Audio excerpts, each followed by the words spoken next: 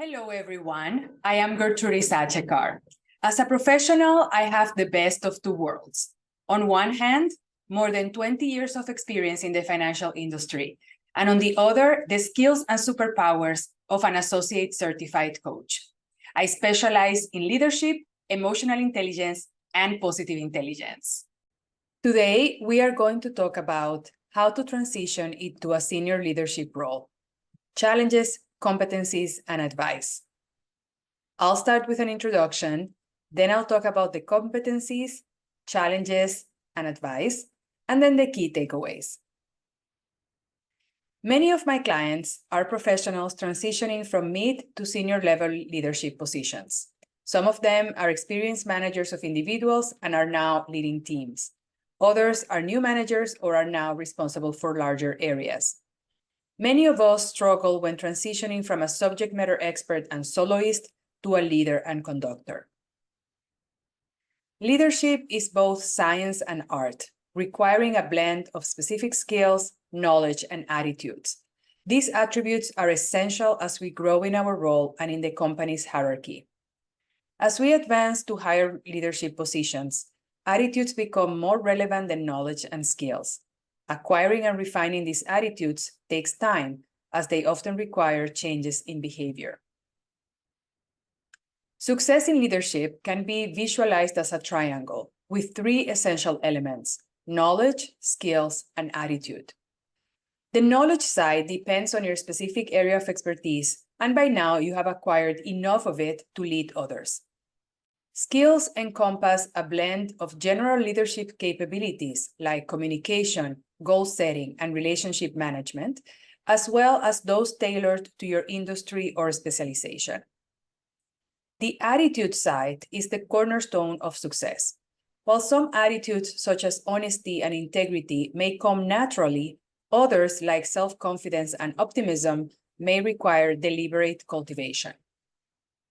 Transitioning to a senior leadership role requires a shift in mindset, acknowledging that certain tasks no longer require your direct involvement.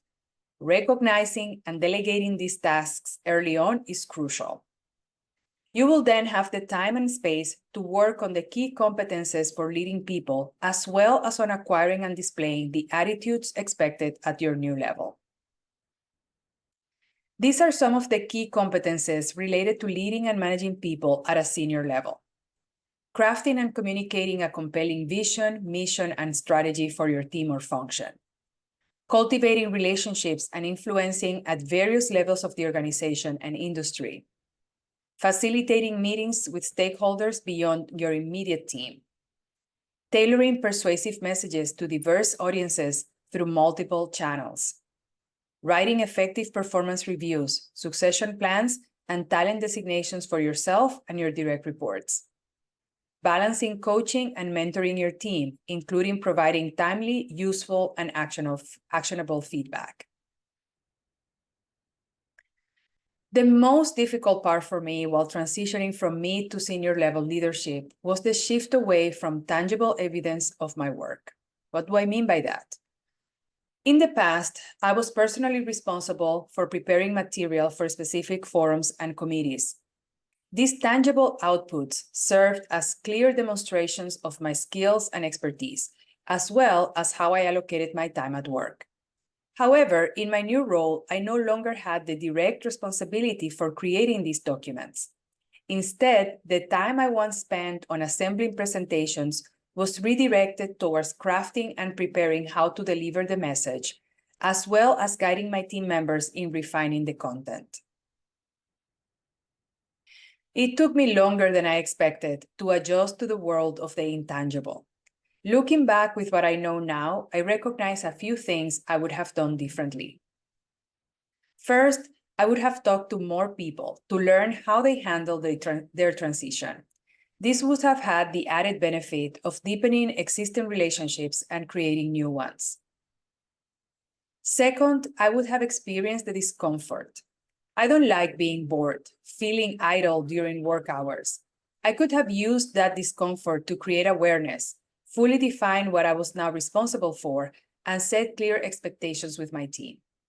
I would have also sat with the displeasure of feeling guilty because I was under the inaccurate impression that my team was working hard and I was not. Third, I would have prioritized transferring my expertise to my direct reports. Like many others before me, I failed to effectively delegate tasks to my team because A, it was faster if I did it, as I knew exactly what was needed. And B, there was a tight deadline. As I now know, this works in the short term and it is detrimental in the long term. Last but not least, I would have allocated the time previously used on specific tasks to shadow and learn from others in higher positions, whether in scope, rank, or both. This proactive approach would have provided invaluable insights into the broader concerns and responsibilities at each level, better equipping me for future transitions. Transitioning to a senior leadership position has been one of the most challenging things I have ever had to do in my career, even harder than managing people for the first time. I am grateful for the lessons learned along the way, which I'm now able to share with others navigating a similar path. The higher we are in the organization, the more demands on our time and brain we receive. Attempting to address every task and request is counterproductive. We would be quickly out of balance and burn out. We provide the highest value when we focus on the few things that we must personally execute, such as building relationships, influencing at various levels of the organization, and removing obstacles for our team. Embracing the intangible aspects of leadership, like building relationships over preparing a PowerPoint presentation, opens new avenues for professional and personal growth. Cultivating attitudes such as self-confidence, motivation, and enthusiasm has been instrumental in sustaining my ongoing journey of learning and development. How was the transition for you? Let us know in the comments. Thank you so much for listening. Please include your responses in the comments. And for more content, remember to subscribe to my channel. See you again soon.